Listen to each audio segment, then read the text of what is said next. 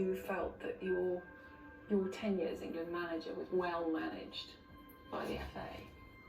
No, I think looking back at that time, the FA was such a big institution. It's massive, really, but I felt looking back there wasn't enough. It wasn't professional enough off behind the scenes. There wasn't enough people to deal and cope with what was going on.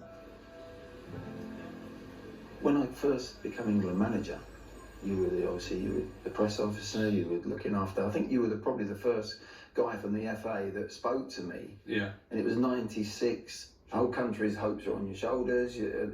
Every decision is being looked at. In your department, I thought we were too few people to deal and cope with this. Did we have the infrastructure? No. When I see the staff behind our friend Gareth Southgate now, I can't believe it.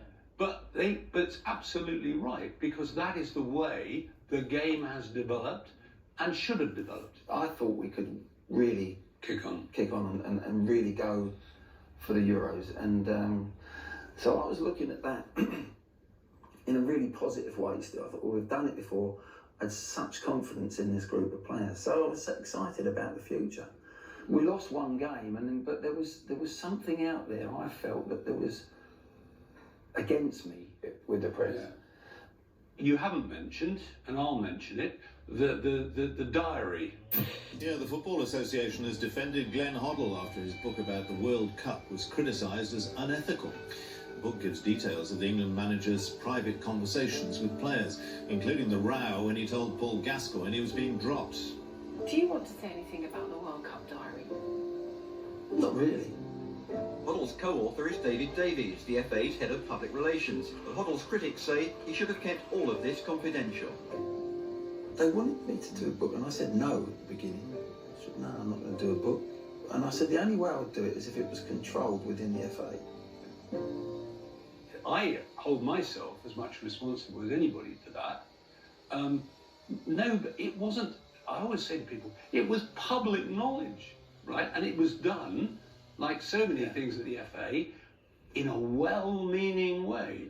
If the team had won the World Cup, I promise you, that book would have done even better than it did, right? Right? And nobody would have complained about it.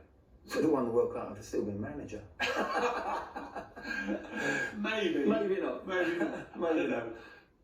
But I remember you coming to me and saying, Glenn, we need to do some, what was your words, what you said? Charm offensive. That's it, charm offensive. But when we talk about this charm offensive that I didn't really agree with at the time, I had interviews lined up, and it was the first interview of what was going to be many with the Times. But I always felt that someone needed to be there with me, that I needed a little bit of protection as it was a one-on-one. The conversation was about football. We're talking about France 1 minute, and then the next minute, reincarnation. I said, this is a 4-hour conversation. This is a lifetime conversation. And that's what I said, look, I think we're going to, I've got to go now. We've got whatever.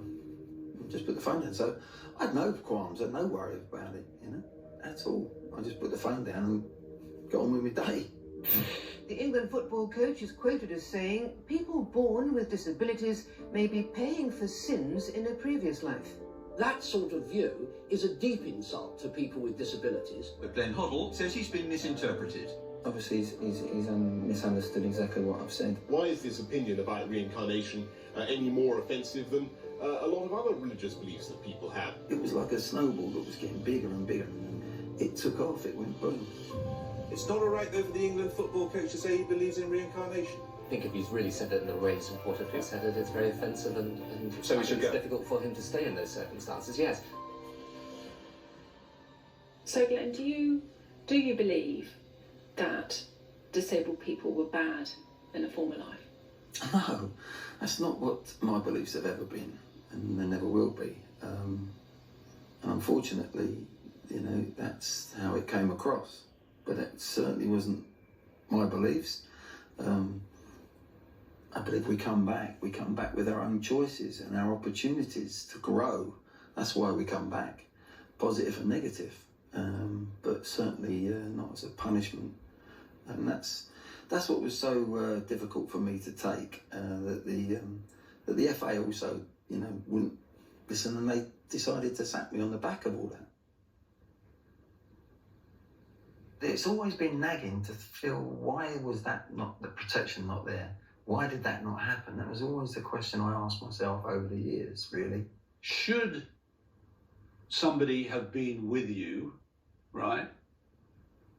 But what would they have done, I might argue? If someone had been there talking about 20 minutes about France and then suddenly turns to reincarnation and my beliefs, that's where the job needed to be someone coming and saying, sorry, we're here to talk about the match.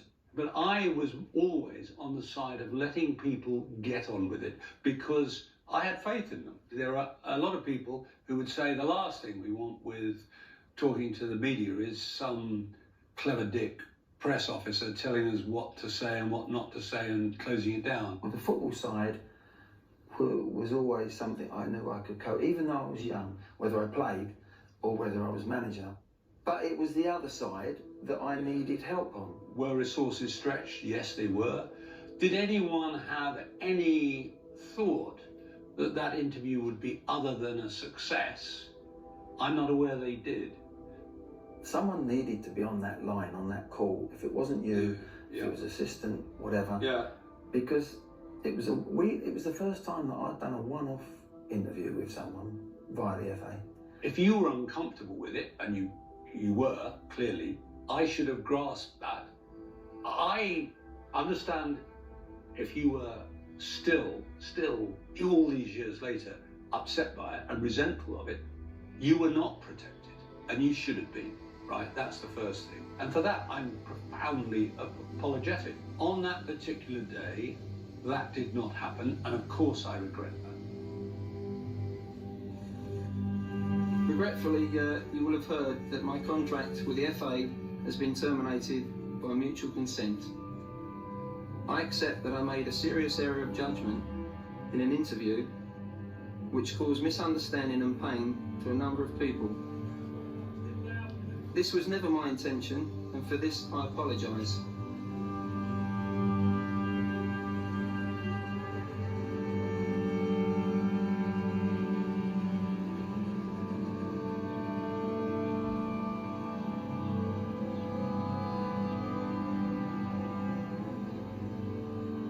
When you go into that job, you know if it goes bad result-wise, you're in for it and you're going to get the sack. And I think that's, most managers would think that. But yeah, it was a sad way to lose my job. Desperately difficult. It was frustrating and sad.